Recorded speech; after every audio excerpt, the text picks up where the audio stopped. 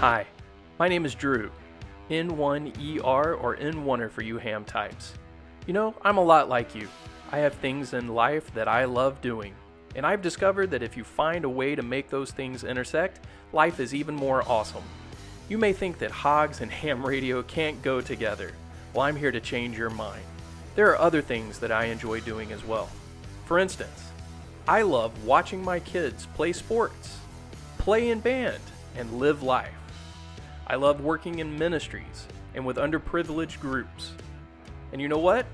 I love Georgia Tech, the Atlanta Braves, and yes, the X-Files. I'm here to answer all sorts of questions and show you how your passions can intersect. We'll talk hogs and hams, but also drink some bourbon and play some D&D, so join me on this episode of Hogs and Hams. Hi, welcome to another episode of Hogs and Hams. Today on the show, we're actually going to be looking at something very cool that I have in my supply of stuff that I use for ham radio. This is the AlexLoop HamPack. And so what we're going to be doing is talking a little bit about it.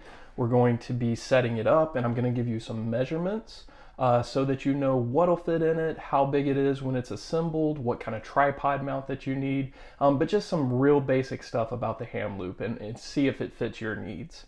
And so I do want to let you know just some very general things about the AlexLoop. The AlexLoop is actually a magnetic loop antenna. And for those of you who have no idea what that is, it actually operates off something different than like wire antennas and dipoles and all that. Totally different science, totally different physics in the way that it acts. So it's actually a very interesting, type of device to use. It's super great for SOTA and POTA. And in fact, the whole reason why it's kind of in a backpack like this is to make it ultra portable. And honestly, that's what I use it for. I pair this up with my KX2 whenever I go out and I do a POTA operation, and it just works great for that. And it goes great on my motorcycle because what I can do is pack my KX2 into that backpack, and it actually has compartments built in, and we'll look at that. And then also I grab my battery box, home-built little battery box out of a Harbor Freight ammo box that I put some electronics in and a battery. But I throw that all on my motorcycle, and I'm able to go to any park and just kind of operate without anything else. Don't have to worry about putting a line up. You assemble the AlexLoop. Honestly, it can be assembled in about 5 minutes, if that, and then you're on the air. There's a little bit of tuning, quote unquote, that has to be done to it, but I'll walk you through what that looks like. But overall, great antenna. You can go to alexloop.com to take a look at it. And then it's going to run you, it is kind of pricey, so that is the downside of this antenna, but it will run you around $600 if it's not on sale. And you can go to HRO, you can go to any of your favorite kind of places to shop for ham equipment to actually pick up an AlexLoop. It's available at all the major retailers. But go check it out, and today we're just going to kind of take a look at it and see if it fits your needs. I love it. I love my AlexLoop. It is great for portability stuff. So let's dive into it. All right, so this is the AlexLoop HamPack. As I said, it comes in a nice little backpack format, and depending on how much stuff you put in it, it's gonna weigh around, I don't know, it's gonna be under 10 pounds. Probably as it comes, it's probably gonna be 6-7 pounds. Haven't actually weighed it all out, but it's not too heavy. It's actually, pretty light. Okay, so let's kind of get into it.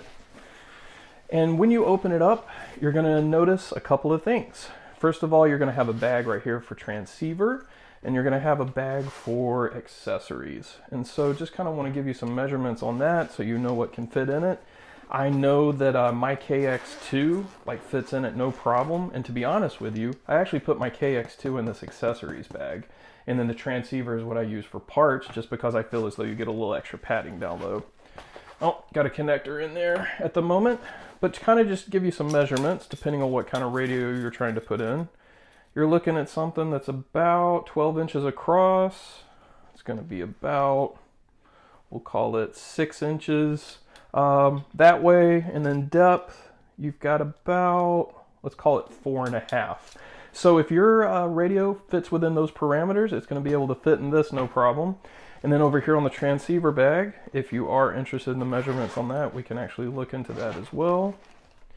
At its widest part, it's going to be about, this one isn't quite as wide, let's call it 11 between 11 and 11 and a half.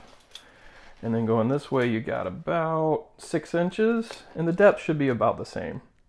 It's a little bit, it seems like it's a little bit less shallow, so shade under 4 inches deep on that top part.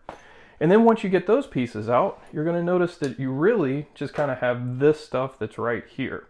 And it's kind of secured in with Velcro, and then down here you've got some Velcro, and it actually already has the, you know, the coax attached to it. It's going to be a standard BNC type connector on it.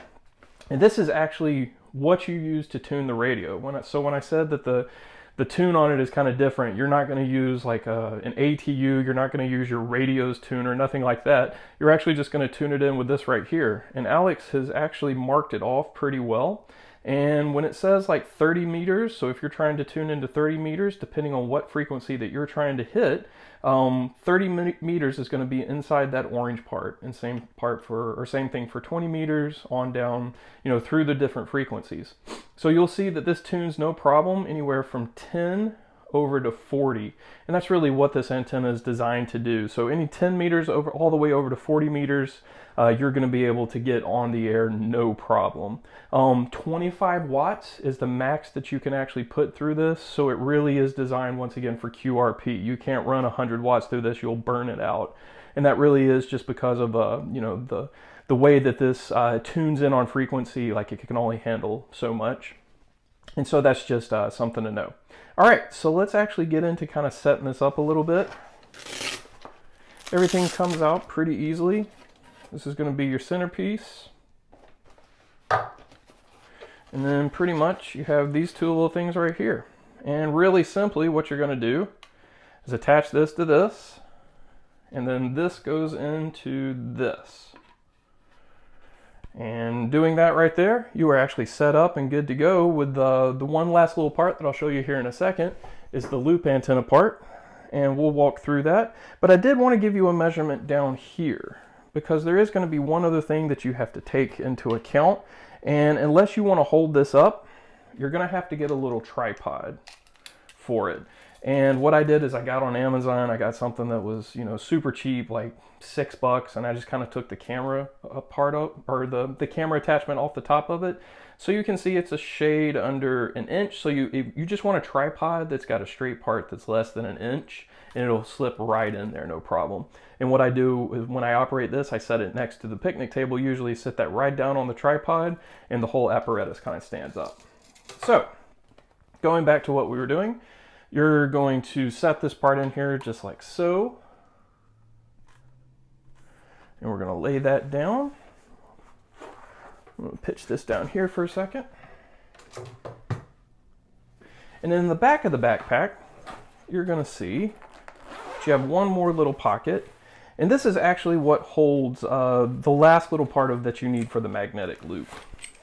So it's going to be this part right here, and once you got that out, you don't need the bag anymore. So you just kind of throw that down here for now. And then from here, take this apart, kind of unfold a little bit. We're going to stretch this out, and these two connectors right here are going to connect on the side of that apparatus right in the middle. So first of all, going up top, you'll notice that there's a little flat part that's right here. You want to turn it so your coax actually sits flush with that little flat part. And I know that's kind of hard to see, but you'll notice it's notched out a little bit right here. You just want to set your coax right there, and then set your ring on the back. Once you do that, it's going to set in there nice and flush, no problems. And then it's just a matter of attaching in your connectors. So you'll notice that it's super easy.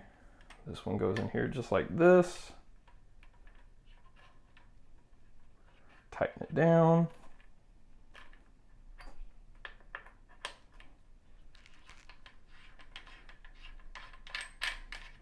Like so. And same thing for the other side.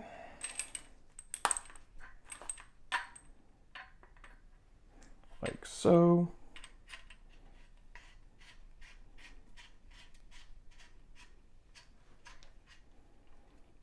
All right. And voila, you pretty much have your antenna up and running. Some people like to make the perfect circle with it. I don't really kind of fool with that. But from here, as you can see, you've pretty much got your magnetic loop ready to go. And one thing about these new HamPack antennas is you'll notice this light right here. And I kind of want to point this light out. Basically what happens is once you plug this into your radio, like you're going to put it into a low transmit mode. And what I usually do is just do like a carrier wave setting on your radio where you can do, man, as minimum watts as you can, 0 preferably if you can get that low. But just something that's, you know, trying to transmit through this. And then what it does is, say you're in 20 meters. You tune to your frequency, make sure you know you follow all the rules to tuning and whatnot. You want to make sure that you're not over on top of somebody when you're trying to tune it up. But basically you just go over here to 20 meters and then you will actually see this light up. I think it's blue.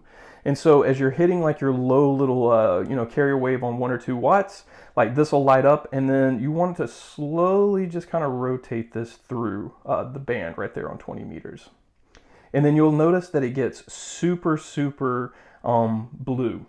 And so the brighter it is, that means the more in tune you are. And you'll also notice on your radio, your SWR, like that will start to go to 1-to-1. One thing that I will warn you about the AlexLoop, or just kind of give you the heads up about, is it's like super, super fine on the tuning. Especially on 40, like if you tune over very much, like you differentiate a lot from where you started on frequency when you put it in tune, you might have to mess with this a little bit to make sure your SWR doesn't go too high on your radio.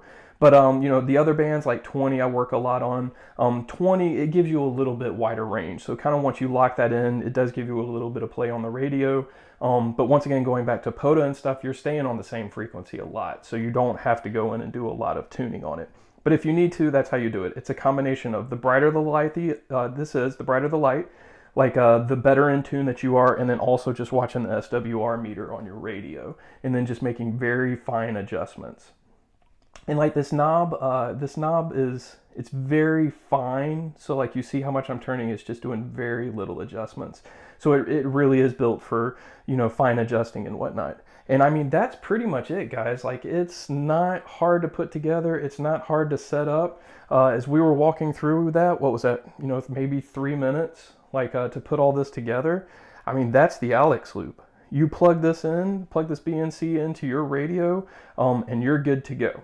Now, I will tell you one other thing, like about the AlexLoop. It does like give off a bunch of RF, or it's notorious for giving off RF. I do kind of want to tell you a story of what happened to me when I was out on a POTA activation. This was actually running across, like, accidentally came in contact with like my battery line coming off, you know, just my power feed into my radio. And then like it actually gave off a pretty good RF kick, and, you know, to the point where it messed up my contacts. So you want to be careful about, you know, making sure your cables are clear. They're not crossing any other lines. It's not running across your power. Like if it touches, you know, this right here, I haven't really had a problem with that, but I try to keep this cord clear from the actual antenna part as best as I can. But it's just, you know, be aware of that. You know, there is some RF that comes off of this. I tried to use it digital actually on my FT450 down here. Inside, and I was getting a little bit of RF feed off of it that I could tell. I don't use chokes on it, no ferrite, you know, nothing like that. I don't think it needs that, but just kind of be cognizant of that. If you're out in the field and you're getting some feedback or something on the radio, just make sure you don't have anything touching the lines and whatnot. It's not enough where I've ever gotten shocked or anything like that, or, you know, had any RF burns, but something just to be aware of. All right, guys, that's pretty much it. And then to put it back in the bag, you just go in reverse of like that. Super simple, super easy, easy to do. All right, so that's kind of an overview of the AlexLoop. Who is this antenna built for? Well, it's going to be built for someone that really needs portability. As I said, this antenna is great for POTA, SOTA.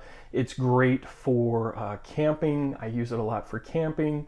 It's basically just a great little pick it up and go antenna. You don't need like an arborist line to throw a dipole in a tree or anything like that. It really is set it up in 3 minutes, do your activation, and then get out of Dodge. And so you may be asking yourself, you know, how good is this antenna as far as getting out? You know, 25 watts doesn't seem like a lot. I've put 20 watts through that antenna with my FT450D. And I'm here in Texas, and I was able to make contacts in California, Canada. Had no problems like getting out to them. So that's a pretty amazing, that you can get that far out on just that little antenna with not a lot of wattage.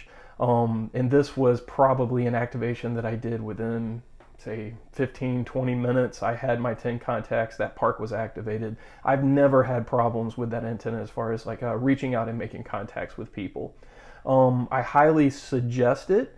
If you are interested in SOTA, POTA type stuff, camping, you're looking for something that's super easy to set up, get down and move to somewhere else, this is the antenna for you.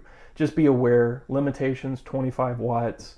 You're not going to be able to run 100 watts through it. You can't put your base station on it. I always have to double check when I take my 450D out in the field that I didn't accidentally leave it on 60 watts or something that I usually run here on the home base. So just be cognizant of that, be aware of that. So go out there, check out the AlexLoop, alexloop.com. Read the reviews. It's a weird antenna. As I said, it runs off magnetic loop technology, rather than the other stuff with the wires. So interesting antenna. Check it out. And finally for the day, our to-go nugget. So where is the intersection in all this, Drew? Well, I wanted to actually draw attention to my shirt. So Metallica. Metallica is one of my favorite bands, and actually had the chance to take my oldest son out there a couple of weeks ago to see his first Metallica concert. So here's the intersection. Something that I love, Metallica, and then also being able to share that with my son, who had never been to a Metallica concert. I'm actually going to throw in some footage for you right now.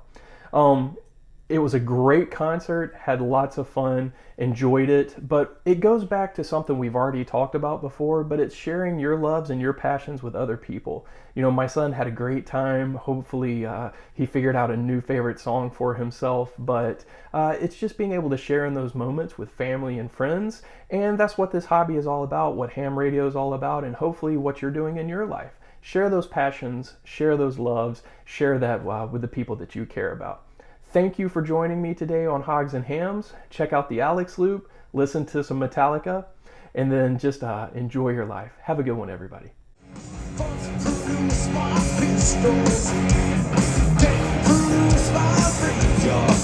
I said, stand or deliver, or the devil he may take you, yeah.